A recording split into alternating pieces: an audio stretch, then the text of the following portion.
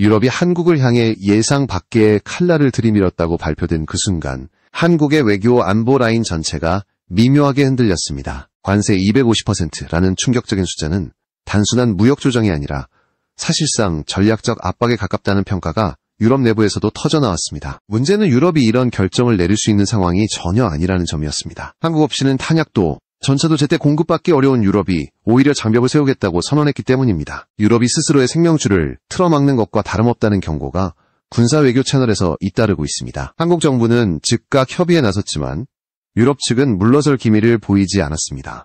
러시아와 남미의 불확실성이 커지자 유럽은 더 강하게 내부 결속을 강조하며 외부를 향한 문을 좁히는 쪽으로 기울고 있었고 그 여파가 한국으로 향한 것입니다. 유럽 경제 전문가들 사이에서는 이 결정이 유럽에게 돌이킬 수 없는 실책이 될 것이라는 목소리가 커지고 있습니다. 특히 방산 전문가들은 지금이야말로 유럽이 한국을 가장 필요로 하는 시기라고 강조하고 있습니다. 독일 국방부 관계자들은 이미 한국의 탄약 생산 능력이 없으면 유럽의 자생력이 붕괴될 수 있다고 토로했으며 프랑스에서는 세자르 자주포를 운용하는 부대가 한국의 탄약 체계를 도입해야 한다고 주장할 정도입니다. 러시아의 침공이 장기화되며 유럽이 순간순간 버틸 수 있었던 배경에는 한국의 공급 능력이 있었고 2022년 한국의 방산 수출이 세계 4위로 점프한 결정적 이유 역시 실전에서 증명된 납기와 속도였습니다. 전쟁이 대륙을 뒤흔들 때 한국은 기술과 생산력으로 유럽의 균형을 지탱한 셈입니다. 특히 전차와 자주포 분야에서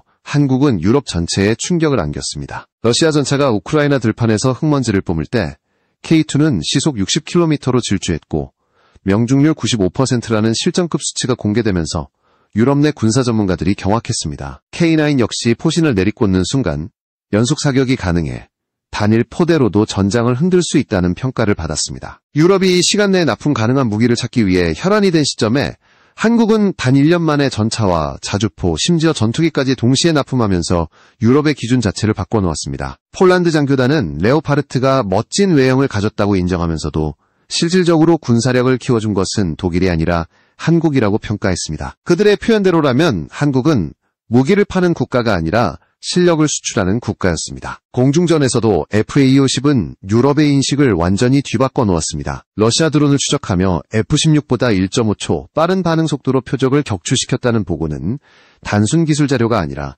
실전 생존성을 입증한 사건이었습니다. 전쟁 상태에서 1초는 생명을 가르기 때문에 유럽 군사 전문가들은 이를 매우 주목했고 북유럽에서는 전차와 자주포 전투기 로켓이 하나의 패키지로 묶인 코리안 패키지라는 표현을 쓰기 시작했습니다. 한국은 단순한 판매가 아니라 전장 전체의 체계를 수출하는 유일한 국가라는 평가가 이어졌습니다. 유럽이 한국에게 벽을 세우고 있음에도 군사학계와 언론에서는 오히려 그 반대의 흐름이 나타나고 있으며 지금 유럽이 가장 의존하고 있는 기술이 한국산이라는 냉정한 분석이 확산되는 중입니다. 한국은 전쟁을 바란 적이 없습니다. 그러나 누구보다 철저하게 평화를 위한 무기를 준비해온 국가였습니다. 영국의 제임스 디펜스 위클리는 한국 무기가 단순한 대체제가 아니라 유럽의 현실 전장에서 즉시 가동 가능한 유일한 솔루션이라고 평가했습니다. 미국 디펜스 뉴스 역시 K2와 K9가 가격 정비 생산 속도에서 서방 무기들을 압도한다고 전하며 유럽의 시간 전쟁에서 한국이 승리했다고 분석했습니다. 시간이 무기보다 더 중요해진 전장에서 한국의 납기 능력은 독일이나 미국과 비교 자체가 되지 않았고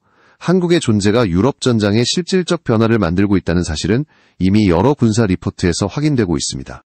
이처럼 유럽이 한국에게 관세 장벽을 들이밀고 있는 현 상황은 겉으로 보이는 갈등과 달리 훨씬 복잡한 계산이 얽혀 있습니다. 유럽은 지금 한국의 생산 능력 없이는 전쟁을 유지할 수 없다는 현실을 알고 있음에도 내부 정치적 압박 속에서 외부로 향한 단단한 벽을 세우기 시작한 것입니다. 그러나 이 벽이 장기적으로 유럽 스스로에게 더 큰 손실이 될 것이라는 경고도 동시에 나오고 있습니다. 한국의 방산체계는 이미 유럽의 절반을 움직이는 핵심 동력이 되었습니다. 기술 이전과 현지 생산 훈련과 부품 공급망까지 패키지로 제공하는 나라는 한국이 유일하며 이 구조가 유럽의 전력 체계를 완전히 바꾸고 있는 중입니다. 이제 관세라는 단일 조치가 단순한 경제 조정이 아니라 유럽 안보 균형 전체에 어떤 파장을 불러올지 논쟁은 더욱 뜨거워지고 있습니다. 한국이 유럽의 전장과 경제를 어떻게 지탱해온지 다시 들여다보는 목소리가 유럽 내부에서 계속 나오고 있으며 반대로 한국은 자국의 전략적 위치를 재정립해야 한다는 의견도 확산되고 있습니다. 갈등은 시작된 지 얼마 되지 않았지만 그 파급력은 이미 유럽과 한국의 관계 전반을 흔들기 시작했습니다. 러시아의 침공이 3년째 이어지는 동안 유럽의 전쟁 지도에는 예상치 못한 변화가 새겨졌습니다. 전쟁이 장기화되면서 유럽은 무기를 확보할 시간조차 부족해졌고 기존 서방 무기 체계는 느린 생산 속도와 복잡한 정비 문제로 치명적인 한계를 드러냈습니다. 이 공백을 메운 것이 바로 한국이었습니다. 유럽이 어떤 무기보다 먼저 살펴본 것은 납기, 즉 얼마나 빨리 전투력을 확보할 수 있는가였고 한국은 이 조건에서 사실상 독주했습니다. 미국의 에이브럼스 전차는 계약 후 인도까지 최소 36개월, 독일의 레오파르트 신형 모델은 그보다 더 길어진 데 비해 K2는 12개월 이내 초도 물량이 납품됐습니다. 한국이 제공한 건 단순히 전차가 아니라 생산 시스템 전체였습니다. 전투장비 납품과 동시에 정비체계와 기술 이전까지 포함된 패키지는 유럽의 새로운 표준이 되었고 폴란드가 KP 현지 생산을 추진하면서 이 흐름은 더 빠르게 확산되었습니다. 유럽 군사 분석가들은 이 현상을 시간 전쟁이라고 불렀습니다. 단순히 어느 나라의 무기가 더 강한지가 아니라 전쟁이 진행되는 속도에 따라 얼마나 빨리 장비를 조달할 수 있는지가 국가의 생존을 가르는 기준이 되었기 때문입니다. 미국과 독일이 기술력은 뛰어나지만 속도에서 뒤처지는 사이 한국은 압도적인 생산 효율과 현실적인 유지 비용으로 유럽의 기대치를 넘어섰습니다. 폴란드는 K2와 K9을 단순히 구매한 것이 아니라 하나의 시스템을 들여온 셈이었고 실제로 KP 현지 부품 조달률이 2030년까지 70%를 넘길 것으로 전망되면서 유럽 방산 구조 자체가 한국형 모델로 재구성되고 있습니다. 이 변화는 폴란드뿐 아니라 노르웨이, 핀란드 등 북유럽 전반으로 빠르게 전개되고 있으며 각국 군수청에서는 한국식 현지 정비소 모델을 벤치마킹하는 움직임이 공식화되고 있습니다. 하늘에서도 변화는 더 극적으로 나타났습니다. KF-21 보라매는 아직 양산 초기 단계임에도 불구하고 유럽의 관심을 폭발적으로 끌어모으고 있습니다. 미국의 F-35는 뛰어난 스텔스 성능을 보유했지만 단가와 유지비가 부담이 될 수밖에 없고 F-16은 업그레이드 한계가 명확합니다. 그 사이에서 KF-21은 가격이 절반 수준의 유지비는 3분의 1 수준임에도 공대공 교전 능력과 탐지 성능이 F-35의 약 85%에 도달하며 완성도 높은 4.5세대 전투기로 평가받고 있습니다. 특히 FBW를 독자 개발해 비행 제어권을 스스로 확보한 국가는 한국이 세계 유일이기에 이는 단순한 기술적 성취가 아니라 국가 주권 기술로 분류됩니다. 그 결과 폴란드와 필리핀은 이미 F-16 대신 KF-21을 검토 대상으로 올렸고 유럽 내 몇몇 국가도 비공식적으로 탐색을 진행하고 있는 것으로 알려졌습니다. 하늘을 수호하는 한국의 또 다른 무기 천궁, 이는 이미 중동을 중심으로 그 위력을 증명했습니다. 요격 고도 40km, 속도마 4.5, 요격 성공률 97%라는 수치는 사우디 왕세자가 직접 시연을 확인할 정도의 신뢰로 이어졌습니다. 미국의 패트리어트 PAC-3, 보다 반응 속도가 빠르고 러시아의 S-400보다 정확하다는 분석은 한화 시스템의 다기능 레이더, MFR의 안정성과 조기 탐지 능력이 핵심으로 꼽혔습니다. 실제로 실전 배치 현장에서 천궁 이 시스템은 동시에 18개의 목표를 추적하며 한국형 방공체계의 성능을 세계에 각인시켰습니다. UAE와 이라크까지 도입 논의가 이어지면서 한국형 방공망은 중동에서 유럽으로 확장되는 모양새를 보이고 있습니다. 방산 언론에서는 한국이 단순한 무기 공급국이 아니라 체계를 수출하는 국가라고 평가합니다. 기술 이전과 현지 생산, 정비, 훈련, 부품 공급망 구축이 모두 하나로 묶인 코리안 패키지는 유럽 내 어느 기업도 제공하지 못하는 포괄적 모델입니다. 폴란드에서는 이미 KPL 전차를 도입하자마자 엔진 정비까지 현지에서 진행할 만큼 빠르게 기술을 흡수하고 있습니다. 한국이 전하는 것은 단순한 철과 화약이 아니라 하나의 운영 문화라는 분석이 나오는 이유입니다. 유럽 각국이 한국형 체계를 통해 독자적인 방산 인프라를 갖추기 시작한 지금 한국은 새로운 의미의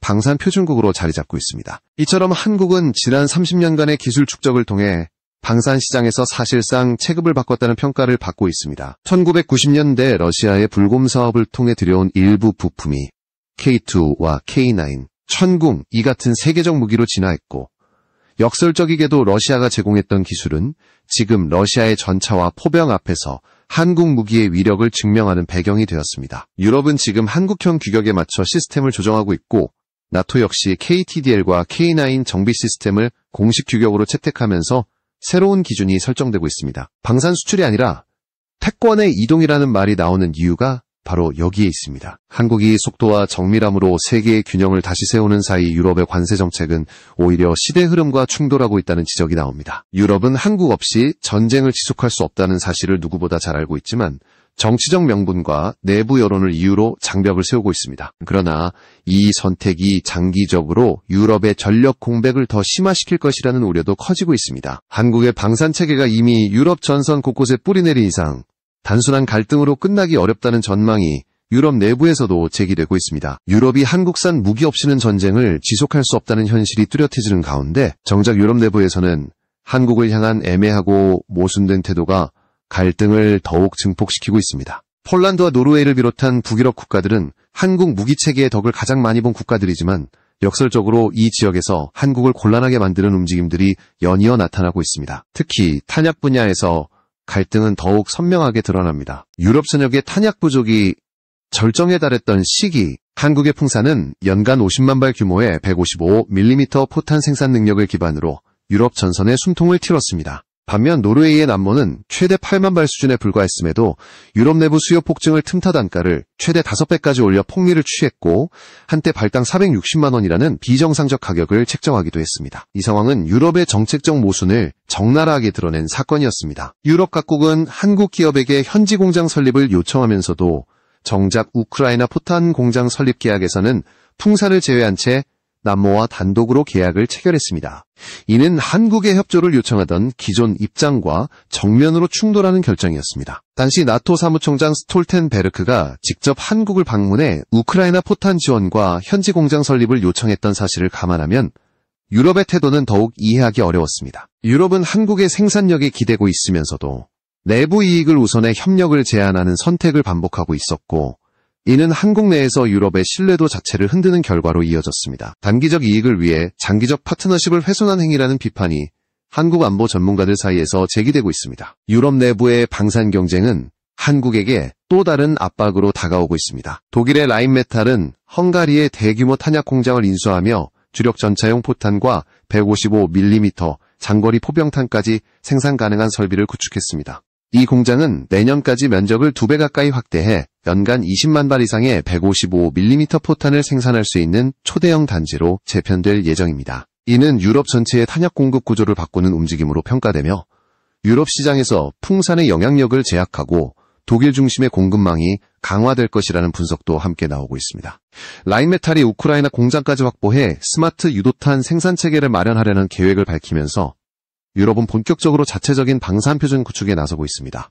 이와 동시에 프랑스 역시 방산 경쟁을 강화했습니다. 개전 초기보다 3배에 달하는 155mm 포탄 지원을 약속하며 자국 공장 개보수를 본격화했고 미국은 텍사스에 연간 120만 발 생산이 가능한 155mm 포탄 공장을 설립해 유럽 공급망에 합류했습니다. 이러한 일련의 흐름은 유럽이 더 이상 외부 의존에 머물지 않고 자체 생산 체제로 전환하려는 움직임을 보여주지만 문제는 이 생산 능력이 실제로 전장 수요를 따라갈 수 있느냐는 점입니다. 나토는 대량 조달을 목표로 유럽 전역의 방산업체에게 증산을 요구했지만 유럽의 구조적 한계는 여전히 뚜렷했습니다. 전쟁 전보다 10배 증산을 했음에도 우크라이나가 요구하는 수준을 충족하기엔 턱없이 부족했고 이 때문에 유럽은 여전히 한국의 고속 생산 라인을 필요로 하고 있습니다. 이런 혼란 속에서도 한국 기업을 필요로 하는 국가들은 분명 존재합니다. 폴란드 방산기업 PGZ그룹은 자국의 155mm 포탄 생산 능력을 연간 5만 발에서